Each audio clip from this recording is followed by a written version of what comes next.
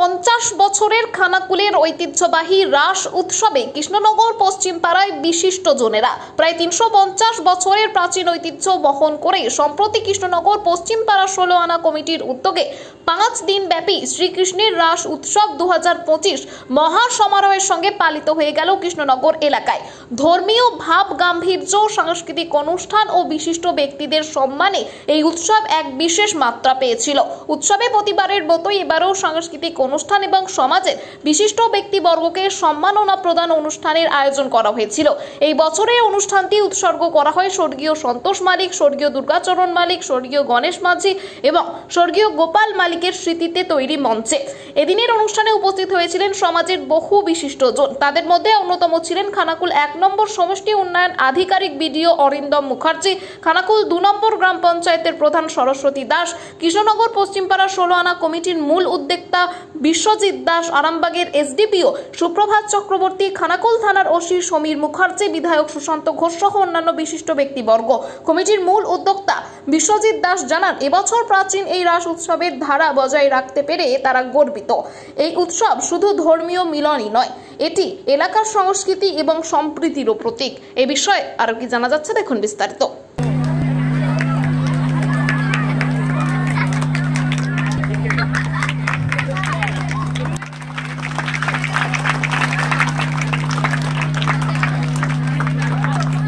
SDP এবং আমাদের সম্মানীয় বিধায়ক, আমরা আমাদের এই ক্ষুদ্র যে প্রয়াস, আমাদের পূর্বপুরুষের যে আমরা একই সঙ্গে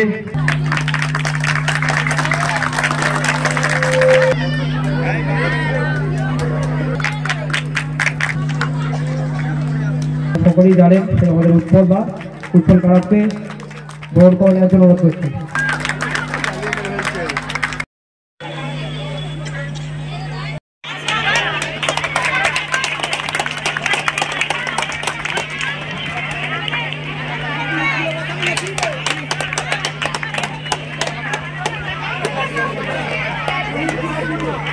ভাই জিরা যে সকল অনুরোধ করছে, আমি আমার সম্মানীয় বিধায়ক সাহেব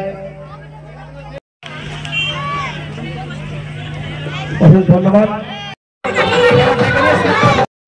পুজোর ইতিহাস বলতে এটা আমাদের বর্তমানে আমাদের 6 পুরুষ 6 জেনারেশন আমরা বর্তমানে পুজোর দায়িত্বে রয়েছি। এটা আমাদের পূর্বপুরুষদের মুখ থেকে শোনা।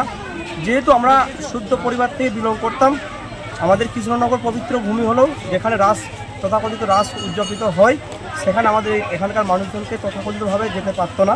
তাই পূর্বপুরুষরা আমাদের শীতলা মন্দিরেই, শীতলা মায়ের বেদিতেই আমাদের রাস উৎসব ধরে হয়ে আসছে এবং পরবর্তী সময়ে আমাদের যারা পূর্বপুরুষ ছিলেন ওনারা দায়িত্ব নিয়ে নিজেদের এই শীতলা মন্দিরেতেই রাস উদযাপন করে এবং বিগত দিনের মতন আমরা ওনাদের আশীর্বাদ পাথেয় করে আমরা বর্তমান জেনারেশন যারা আছি আমরা ওনাদের মতন প্রথম দিন তারকেশ্বর আমাদের খেয়ারাফুলি থেকে আমাদের জল নিয়ে আসে মন্দির প্রাঙ্গণে, মন্দিরের বেদিতে জল নিবেদন করা হয়। পরে রাত্রি 12টায় পূর্ণিমার নিঘণ্ট ধরে টাইম ধরে ওরা আমাদের পূজা অর্চনা বসা হয়।